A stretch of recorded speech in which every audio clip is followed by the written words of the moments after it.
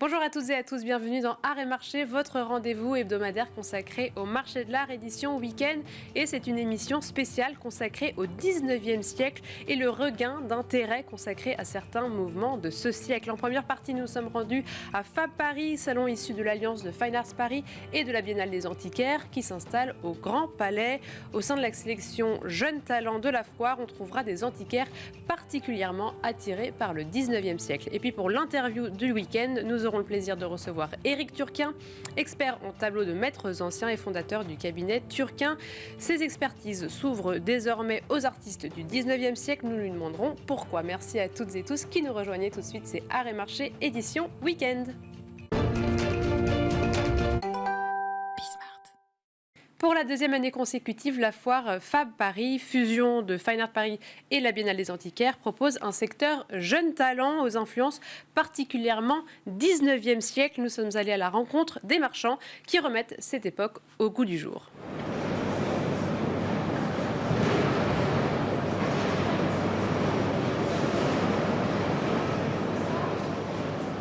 C'est vrai que je remarque quand même que le symbolisme dans le marché de l'art, en ce qui concerne le marché de l'art, c'est vraiment quelque chose qui explose en ce moment, qui est très recherché et qui, on l'a vu il y a 2 semaines à la vente, Sotheby's, même pas 2 semaines d'ailleurs, des tableaux de Georges Defeur qui ont été redécouverts et qui ont fait des prix absolument faramineux, très bien pour la cote de l'artiste.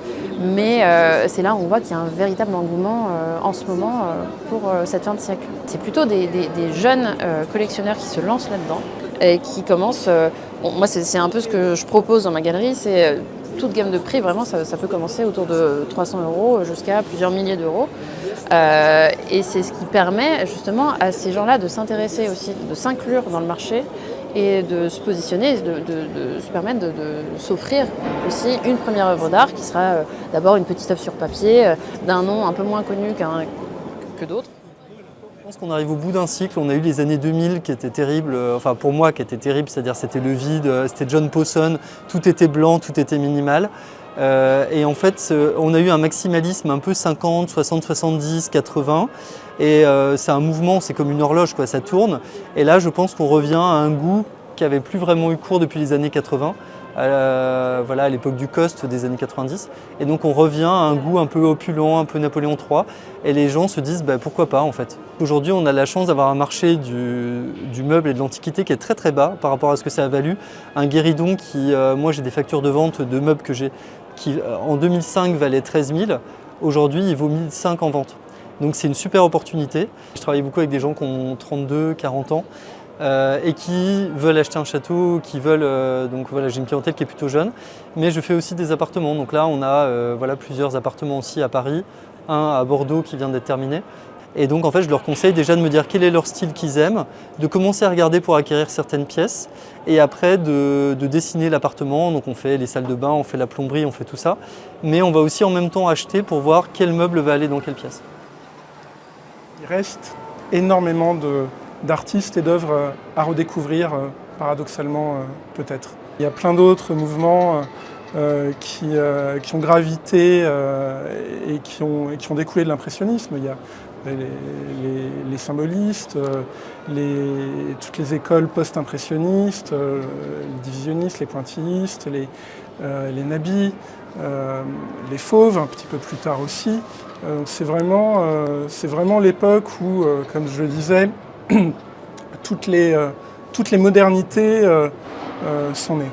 J'ai toujours été avec une clientèle vraiment d'amateurs, plutôt érudits, ayant une culture historique, artistique et de l'image qui ont pu me suivre jusqu'à maintenant. Les fourchettes de prix sur mon stand, c'est entre 4 000 et 35 000 €. Des achats à coup de cœur, plaisir, et d'artistes intéressants qui ont gravité auprès des plus grands parfois et dans tous les cercles des avant-gardes de l'époque. Donc quand on achète une œuvre de cette époque, et notamment parmi celles que je présente, c'est aussi une part de l'histoire de l'art qu'on acquiert. Et c'était notre reportage à Fab Paris. Tout de suite, c'est l'interview du week-end.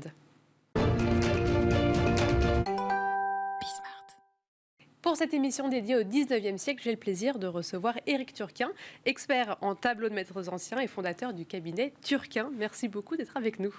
Et donc votre expertise s'ouvre au tableau du 19e siècle. Vous l'avez annoncé il y a quelques mois.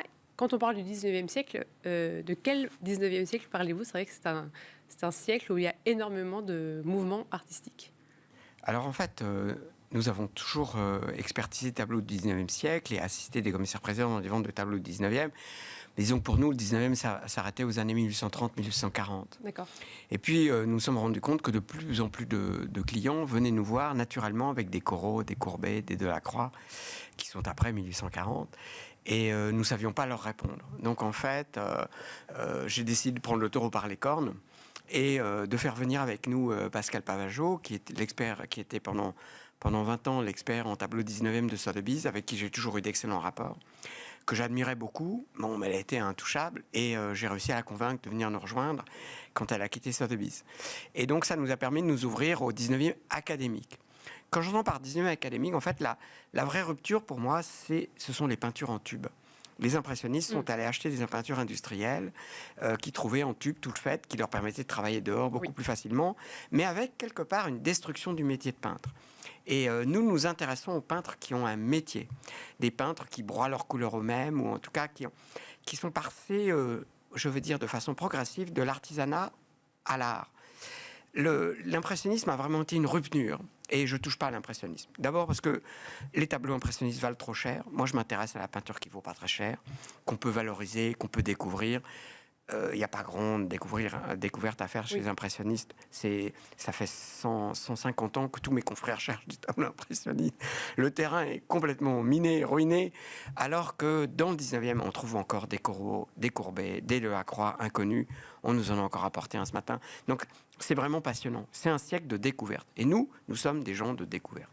Oui, vous découvrez, et ça veut dire aussi qu'il y a un marché qui se développe, qui se structure. Vous trouvez qu'il y a de plus en plus de personnes qui viennent vers vous pour vous présenter ces œuvres-là, plus qu'avant peut-être? Le 19e, il nous touche de deux façons. Il nous touche d'abord parce que c'est un grand siècle pour la France. La France a énormément produit au 19e. On peut dire même que la France est probablement le pays qui, au 19e, a produit le plus de grands artistes. C'est pas en nombre de tableaux, comme ont pu le faire les Anglais, mais des Delacroix, des Manet, des Courbet, des Corot, puis après des Renoir, des Seurat. Tous les pays du monde n'ont pas su produire ça. Donc le 19e, c'est le siècle de la peinture en France. Donc c'est un siècle qui est passionnant. Mais nous nous intéressons, comme je vous le disais, qu'à la partie académique. C'est-à-dire à cette partie du 19e qui nous passionne, en laissant les très gros chiffres à mes confrères. Et quand on parle de votre cabinet qui s'ouvre au 19e, qu'est-ce que ça veut dire en termes d'organisation interne? Donc vous avez fait ce nouveau recrutement, mais aussi ça veut dire que vous développez aussi votre riche bibliothèque. Comment ça se passe en interne? Alors en fait, j'ai toujours eu un œil sur le 19e et j'ai toujours prévu de faire ça. D'accord. J'ai annoncé à mes confrères il y a 10 ans que j'allais m'ouvrir au 19e. Mais nous sommes des gens très lents, vous savez, on se déplace très, très, très lourdement. Et il m'a fallu 10 ans en fait pour dresser une stratégie. Maintenant, elle est prête et on y va. Mais depuis que j'ai fondé ce bureau, j'ai acheté de la documentation sur le 19e. Elle est archivée, elle n'est pas classée, mais elle est là. Et en ce moment, il y a 8 stagiaires qui découpent, qui classent, qui rangent, qui numérisent. Mais quand vous dites disons pour créer une stratégie, ça veut dire quoi? Une stratégie, c'est ça. En fait, pour nous, la documentation, c'est l'âme du métier. C'est mon illustre confrère du 19e siècle, même la première moitié du 20e plutôt, Bernard Berenson disait « À la fin, c'est celui qui a le plus de photos qui gagne. » Eh bien, j'ai cherché à en avoir plus que les autres. Est-ce qu'il y a justement vous dites que c'est un siècle de découverte, en tout cas une période de découverte, est-ce qu'il y a des noms d'artistes, des œuvres en particulier peut-être qui, pour vous, ont été des découvertes qui ne sont pas encore très connues du marché et vraiment vous pensez qu'il y a encore beaucoup de choses qui seraient représentatifs en tout cas de cette période que vous voulez mettre en avant? Oui, il y a beaucoup de tableaux du début du 19e, par exemple, de tous les élèves de David qui étaient innombrables, qui sont un peu tombés dans l'oubli, c'est vrai, qu'on peut retrouver. Puis vous avez toute une partie du 19e siècle qui est plus du tout à la mode. Les grands artistes du 19e, au 19e, c'était Meissonnier. Aujourd'hui, on achète un Meissonnier pour 10 000 €. Et Meissonnier, dans ses petites esquisses sur bois, ces petits paysages, ces natures mortes. Il fait des merveilles, des choses d'une délicatesse extrême qu'on achète pour rien du tout. Le 19e, c'est pas cher. C'est vraiment le siècle où, avec 2, 3, 4 000 euros, on peut acheter un tableau de musée. Vous pouvez pas faire ça dans tous les domaines. Au 15e, c'est pas possible. Et comment est-ce que vous conseillerez les personnes qui nous écoutent, qui justement seraient intéressées pour découvrir ces artistes comment avoir un œil pour trouver ces artistes du 19e qui sont encore un peu sous-estimés peut-être et voilà, les retrouver? Bien sûr, déjà, aller dans les musées. Nous avons la chance à Paris d'avoir les plus beaux musées du monde pour le 19e siècle, entre le musée d'Orsay, la galerie du jeu de paume. On a des choses incroyables à Paris et il faut en profiter. Le musée Gustave Moreau, qui à lui seul est une expérience humaine absolument extraordinaire. Le musée Hébert, j'en oublie. Ça, c'est la première démarche. Mais la démarche la plus importante n'est pas là. La démarche la plus importante, c'est d'aller au marché aux puces. Oui. De se heurter aux œuvres, aux vraies œuvres, de les prendre entre... Si vous allez sur le marché aux puces, avec 1 000 euros dans la poche, vous ressortez avec un original du 19e. Un dessin, une aquarelle, une gouache, une peinture, une esquisse de paysage d'un des grands artistes du 19e, d'un paysagiste. Vous trouvez ça pour 1 000 ou 1 500 euros. C'est extraordinaire. Bon sang, il faut en profiter. Et est-ce que justement, dernièrement, il y a une vente, une expertise que vous avez réalisée dont vous pourriez nous partager votre expérience? Alors, dans les 5 dernières années, un de nos plus beaux coups de marteau, enfin, c'est celui du commissaire-priseur, c'est celui de Maître Ruellan à Vannes, qui a trouvé dans un garage, dans une soupente, un garage sous un petit pavillon, il a trouvé un tableau d'un artiste qui s'appelle Raden Saleh, qui est un artiste que très peu de gens connaissaient en France. C'est un Indonésien, un prince indonésien, donc qui était issu vraiment de l'aristocratie indonésienne, qui était protégé par les Néerlandais, qui étaient la puissance colonisatrice à l'époque, qui a été aidé par les Néerlandais. Ils ont financé ses études, ils l'ont fait venir en Hollande. Il a étudié en Hollande, puis il est parti en Angleterre, puis en France. Il était un élève d'Horace Vernet et il est reparti dans son pays. Et donc il a eu une formation académique tout à fait formidable. C'était aussi un gros malin. Il a profité du fait qu'il était prince de Java, qu'il était plutôt beau gosse, etc. Il a fait une carrière mondaine comme peuvent le faire encore aujourd'hui beaucoup d'artistes contemporains.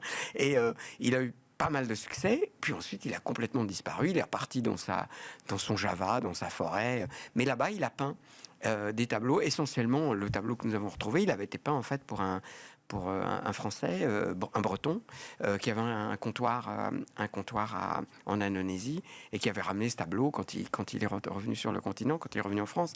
Et ce tableau avait complètement perdu sa valeur. Personne ne savait ce que ça valait. Il était pourtant signé. Et bon, nous l'avons vendu, je crois, 8,5 millions. Voilà, tout de même un petit prix. Oui. Ça fait du bruit à Vannes. Ça a réveillé la Bretagne profonde. Et en fait, ça, c'est passionnant. Et ça nous montre, si vous voulez, que le 19e, qui est si proche de nous, si proche, parce que ce tableau, il a été peint il y a 150 ans, c'est pas très vieux. Oui. Il était complètement passé à la trappe, complètement oublié.